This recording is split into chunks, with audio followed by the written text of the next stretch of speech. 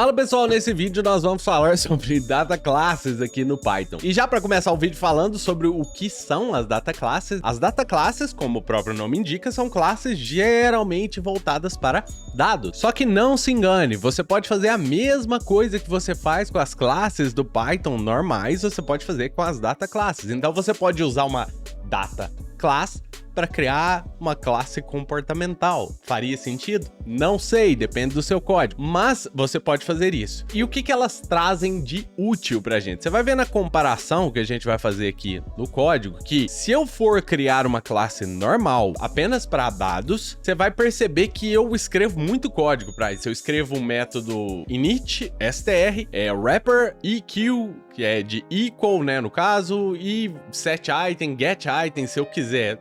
Eu escrevo vários métodos nessa classe para eu atingir um objetivo simples, que é simplesmente criar uma classe, por exemplo, uma pessoa que tem nome e sobrenome. Então seria, sei lá, 3 linhas de código para criar uma classe, data class. Com isso, se eu fosse utilizar uma classe normal do Python, eu utilizaria, sei lá, 20, 30 linhas de código só para fazer vários métodos representando tudo daquele objeto.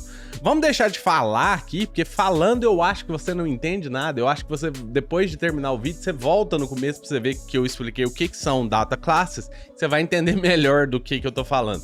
Mas vamos lá pro computador pra gente entender como que funciona isso aqui no código, fazendo na vida real mesmo. Então, pessoal, só pra gente começar aqui, a gente entender o que tá acontecendo aqui, já para você preparar aí, eu tô com um ambiente virtual criado e eu tô com o Visual Studio Code aberto aqui, nada mais. Eu já expliquei isso muitas vezes nesse canal, então eu não vou falar sobre isso aqui.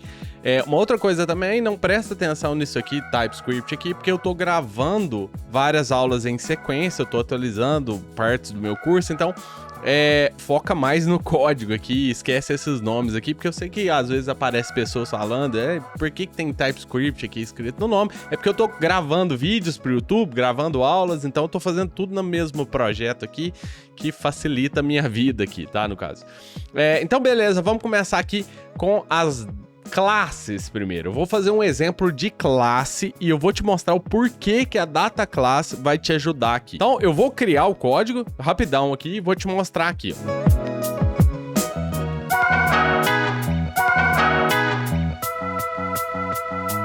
Pronto, pessoal. Então claramente aqui nós temos uma classe person. Eu tenho um método init que recebe name e last name. Eu só coloquei name aqui para encurtar, porque eu tô com muito zoom aqui na tela. Poderia ser first name e last name aqui no caso. Mas eu tenho name aqui, self name igual a name, last name igual a last name. E aí, aqui embaixo eu tô criando uma pessoa passando o first name e last name, ou seja, primeiro nome e último nome. Beleza, se eu vier aqui e falar print John, que é a pessoa que eu criei ali agora, o que vai acontecer no Python? Primeiro que ele me traz um negócio super estranho aqui, né? Basicamente ele me fala, olha, eu tenho uma classe aqui, pessoa, que é um objeto que tá nesse endereço de memória. Não é muito útil isso para os programadores, então a gente tende a fazer uma coisa tipo criar o método str aqui no caso. E aí, ó, vou escrever esse método e a gente já conversa sobre ele.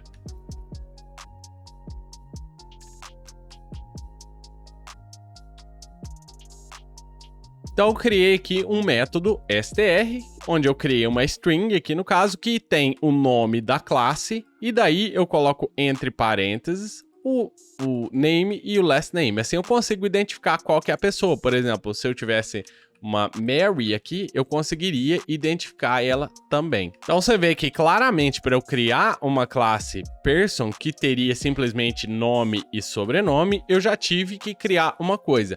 Ainda tem pior, por exemplo, se eu quisesse a representação desse objeto aqui, se eu pedisse um wrapper nele aqui, por exemplo, vai acontecer novamente exatamente a mesma coisa que acontece com as classes, que é eu ter que definir um outro método wrapper. Como a gente já fez essa string toda bonitona aqui, fica simples a gente fazer um wrapper aqui. A gente poderia fazer um wrapper e retornar o nosso str dessa self aqui.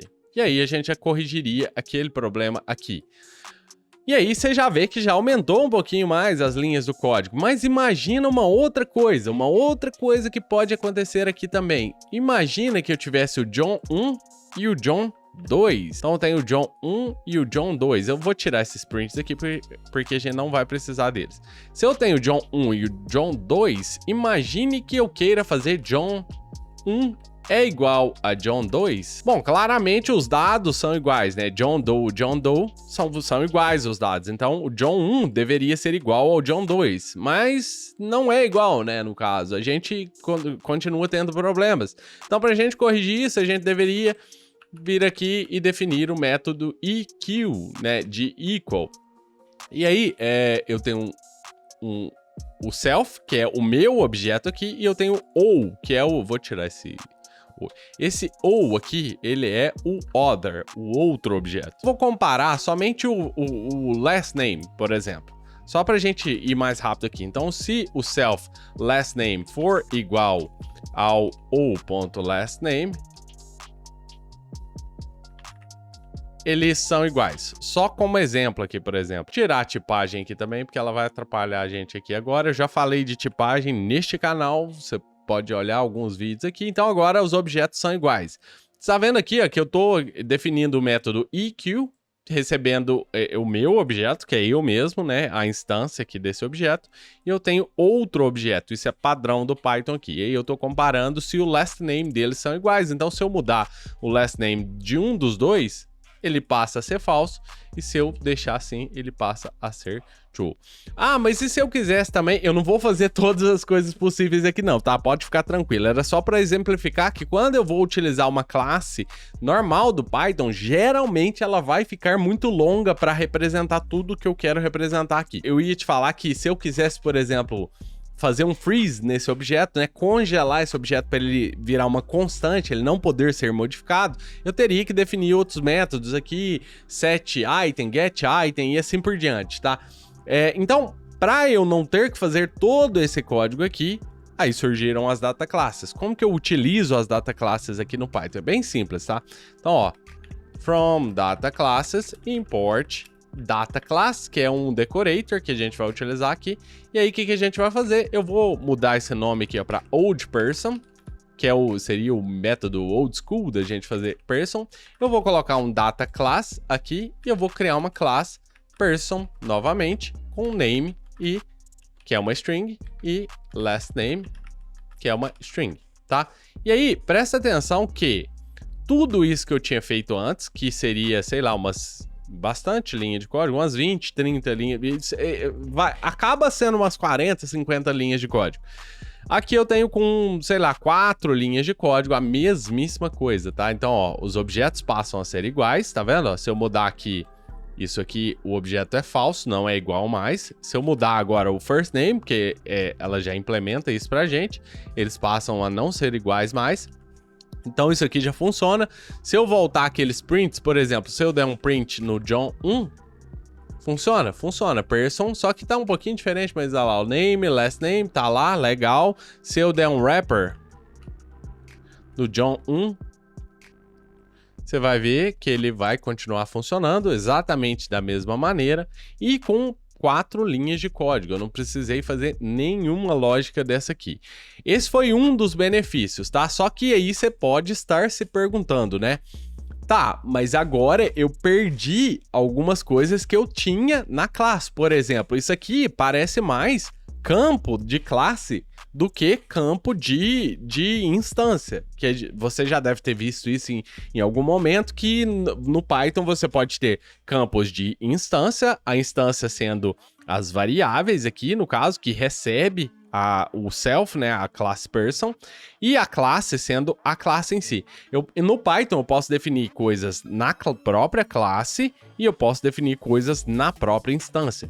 Quando a gente passa coisas aqui no init dessa maneira, geralmente a gente quer criar coisas dentro da própria instância, mas nesse caso da data class é dessa maneira que mesmo que a gente trabalha, tá? Parece que é um campo de classe, mas não é um campo de instância aqui. Bom, agora que a gente entendeu aonde que a data class vai entrar, eu tô criando uma classe que referencia pessoa, vamos aprofundar um pouquinho mais nela em si. Vamos ver o que a gente pode fazer. Então, na data class, eu posso também criar coisas com valores padrão. Por exemplo, se eu tivesse aqui active no sistema, só para saber se essa pessoa está active, eu poderia falar que eu tenho aqui um bool com valor true ou inicialmente como false. E aí eu teria a mesma coisa. Deixa eu apagar isso aqui que a gente não vai precisar disso agora. Então, olha lá, ó, eu tenho o meu John 1. E aí, se eu olhar aqui agora, ele já tem um valor para active falso. E se eu quiser mudar esse valor posteriormente, eu posso fazer john1.active igual a true. E aí ele passa a ser ativo. Eu também posso passar o valor aqui, se eu quiser. Se eu quiser mandar ele aqui, assim, dessa maneira, ele já ativa automaticamente com active igual a true. Então, isso funciona muito bem para coisas que são imutáveis, como a gente já viu anteriormente, por exemplo, strings são imutáveis, int, float, eu não vou falar todos aqui porque eu não vou lembrar de cabeça, mas só valores imutáveis. Quando você tem um valor mutável, isso vai gerar um transtorno. Por exemplo, você nem conseguiria, imagina se ele tivesse addresses aqui, e aí eu quisesse, por exemplo, criar uma lista. Então eu falaria, eu tenho addresses, que é uma lista, e que vai ter um valor padrão, que é uma lista. Isso não funciona aqui, geralmente, tá? Por exemplo, nem é possível mais criar isso aqui, porque em algum momento era possível criar, sim, dessa maneira, tá? Com valor mutável. Nesse momento nem é possível criar dessa maneira, porque isso aqui gera esse tipo de transtorno. Então, para isso, a gente tem que utilizar algumas coisas aqui, por exemplo, field aqui, e aí a gente pode utilizar, aqui ele fala, ó, utiliza default factory aqui. Então, para isso, o que eu faço? Eu falo que eu quero um field, e aí dentro do field eu utilizo o default factory, sendo a list. E isso aqui passa a funcionar. Então agora, se eu executar o meu código, a minha lista é uma lista. Agora vamos entender o que vai acontecer se eu tiver uma outra pessoa. Eu vou passar aqui, por exemplo, o meu addresses aqui, ó, que tá na ordem ali. Então addresses vai ser uma lista. E eu vou passar nesse primeiro aqui um R1 de rua 1. E vou passar nesse segundo um R2. Eu tô com problemas para digitar hoje. R2. Só pra gente ver se as duas listas são realmente diferentes, ó. R2. Então, executando. Você vê que no primeiro eu tenho R1, no segundo eu tenho R2. Se eu tivesse feito daquela outra maneira, criando a lista diretamente aqui sem essa default factory, eu teria a mesma lista, se fosse possível criar aquilo lá, né? Eu teria a mesma lista nas duas pessoas. A gente já viu isso também anteriormente nesse canal. Eu já falei muito sobre Python aqui, tá? Uma coisa interessante também desse field é que você pode manipular coisas no field, aqui no caso especificamente. Por exemplo, suponha lá que eu tenha vamos colocar um nome completo, né? Que seria um full name. Se eu tivesse um full name aqui, eu falar que ele é uma str, que ele é um field, eu posso falar um valor padrão, por exemplo, sei lá, missing. E aí eu teria a mesma coisa. Tá vendo que aqui é default factory. Factory é uma função, é um executável. No caso aqui é default, ou seja, eu tô passando o valor padrão mesmo. Então, executando, eu teria aqui um full name missing para ambos. Mas eu poderia, por exemplo, falar, olha, o init aqui dele vem como false, vem como true por padrão, né? Ele vem assim, ó. Deixa eu descer isso aqui para ficar fácil da gente ver. O init ele vem como true dessa maneira aqui. Então, o que isso indica? Ele indica que esse argumento ele vai ser iniciado quando eu passar um valor aqui. Então, se eu passasse um outro valor, vou descer esse aqui também, porque já tá ficando muita coisa aqui, ó. Se eu passar um valor aqui no init, ele vai ser iniciado. Eu falaria ali o last name do John ali, o full name ali seria John Doe. Nesse caso aqui, ele funcionaria e pegaria lá, o primeiro aqui tá com John Doe e o segundo com missing. Mas eu poderia falar init false. Se eu fizer isso aqui, quer dizer que pessoa agora não tem mais esse atributo sendo recebido aqui no init, e isso deveria gerar algum erro para mim. Então, olha lá, ó, ele tá falando, não tem esse argumento aqui, beleza? Se eu tirar esse argumento daqui, eu devo voltar a funcionar normal, mas o meu full name passa a ser missing. Então, como que eu vou iniciar esse argumento se ele não está sendo passado no init? Eu posso, por exemplo, fazer isso dinamicamente com um método que é executado aqui na data class depois do init. Então você tem o init, que é quando você inicia os valores dos campos dessa classe. Não é um construtor no Python, a gente não tem esse construtor sozinho aqui no Python, né? A gente tem o método new e o método init sendo executado nessa ordem para criar o objeto. E agora a gente tem mais um na data class, especificamente, que é o post init. Então no post init, deixa eu escrever ele aqui e eu te mostro.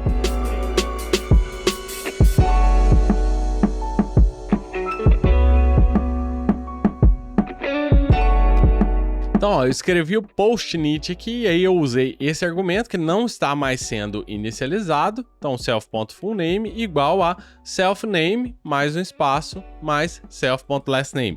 Então, eu posso utilizar esse método post init para iniciar coisas aqui dentro desse objeto. Deixa eu só reorganizar isso aqui, porque eu achei muito feio esse código. Uma outra coisa também que você pode já ter percebido aí agora é que você vai ver que esses campos que você vai adicionando aqui, eles vão sendo adicionados aqui na representação do objeto aqui, né? Então, toda vez que você chamar uma representação desse objeto, você vai ver os campos todos. Imagina que um objeto tem, sei lá, 12, 13 campos, que é muitos, que objeto vai ter?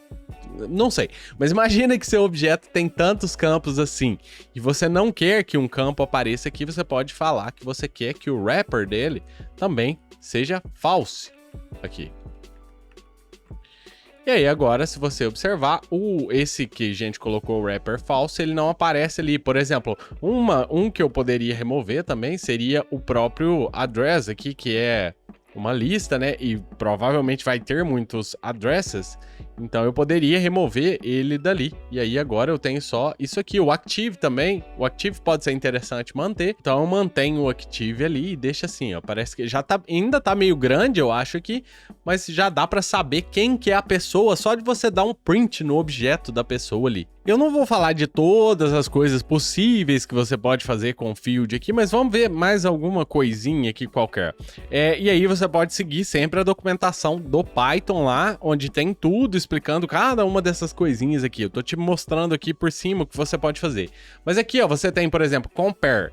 Se você colocar o compare como false, o que vai acontecer? O meu full name, é que o meu full name aqui não faz a mínima diferença. Mas suponha que eu tivesse o compare aqui. Isso aqui é um valor mutável, nem sei se ele vai comparar valores mutáveis, mas vamos ver, ó. Se eu comparar agora o John 1 com o John 2, em teoria, eles são diferentes, porque o meu endereço é diferente em cada um deles ali, mas ele tá falando que o meu John 1 com o John 2 são iguais, porque eu vi aqui e falei, eu não quero que você compare o campo addresses. Mas se eu falar aqui true, ele vai comparar esses campos e agora ele vai ser diferente porque o John 1 tem o endereço R1 e o John 2 tem o endereço R2. Então agora eles passam a ser diferentes. Se os dois tivessem endereços R1, eles seriam iguais. Então você pode colocar ou tirar campos da comparação aqui. Uma outra coisa aqui que você pode fazer também é falar que você quer que esse objeto, esse campo especificamente, só possa ser enviado com keyword argument. Então você pode vir aqui, por exemplo, e falar, eu quero que esse aqui seja um KW only. E daí, se você voltar aqui no meu pessoa, ele vai me falar, olha, você tem isso aqui, no caso, é too many positional arguments, porque nesse aqui eu preciso falar como um KW_arg aqui. Então eu preciso nomear esse endereço aqui. Então, colocando aqui, você vai ver que agora ele passa a funcionar. Deixa eu ajeitar aqui. Beleza, ele passa a funcionar. E várias outras coisas, como eu te falei, eu não vou falar de todas as coisas do campo field, eu tô passando aqui por algumas que eu achei interessantes mostrar para você. Mais uma coisa que a gente pode fazer aqui também com as data classes é deixar elas constantes. No Python a gente não tem essa representação de constantes aqui, como a gente tem, por exemplo, no TypeScript ou no JavaScript. As variáveis são sempre mutáveis. Mas aqui nas data classes você pode passar aqui no próprio decorator delas um frozen. Ele vem assim como false, então você pode modificar valores aqui. Se eu executar, ele vai funcionar normalmente. Se eu colocar isso aqui como true, a gente acabou de dar um tiro no nosso próprio pé, mas eu vou te explicar o porquê aqui. Se eu executar isso aqui agora, você vai ver, olha, a sua classe aí, ela é bloqueada, ela não pode ser editada. Você não pode fazer isso aqui, no caso. Você não pode, tipo, definir um valor depois do init. No caso, porque isso aqui faz sentido, né? A classe está bloqueada, você não pode mudar o valor dela. Se você quisesse, deixa eu criar uma variável para isso aqui, por exemplo, full name. Se você quisesse, não tô dizendo que seria a melhor estratégia possível, mas daria para você fazer alguma coisa assim, ó. Object. Só com o objeto set_attr, passando o objeto que eu estou setando, o nome do atributo e o valor. Então, executando, ó, você vê que agora eu tenho full name aqui. Se eu quisesse vir aqui e pegar do John 2 o full name, ele estaria ali. Executando, tá lá o nosso John Doe aqui. Eu tirei o espaço dele ali. Eu não sei... eu tirei o espaço aqui. Eu vou colocar um espacinho aqui, ó. E aí fica lá o nosso John Doe. Beleza? Mas como eu te falei, isso aqui é meio que uma gambiarra pra setar um valor dinamicamente e assim por diante, tá? Porque esse valor aqui do full name, ele é configurado automaticamente. Até porque não teria como a gente configurar esse valor, porque a gente não tem inicialização desse valor aqui lá no nosso init ali. Então ele é criado dinamicamente aqui. Uma outra coisa também, pessoal, muitas das coisas que eu passei aqui no campo, você vai ver que eu tenho para todos eles aqui. Então, eu poderia, por exemplo, pegar, vamos supor, wrapper e falar false aqui.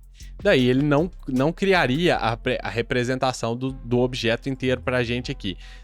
Eu poderia falar init, false, por exemplo, que não faria sentido, que eu teria que criar o meu init, o meu próprio init aqui, tá vendo?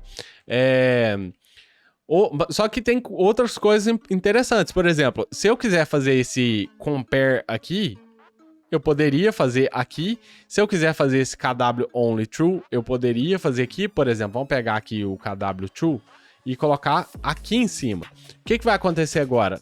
Os meus objetos, todos os campos dele agora são keyword arguments. Então eu teria que passar aqui name, last name, active e assim por diante. Deixa eu colocar isso aqui para baixo. Deixa eu copiar isso aqui, ó, só para facilitar a nossa vida. Tenho dois John Doe aqui, iguais agora.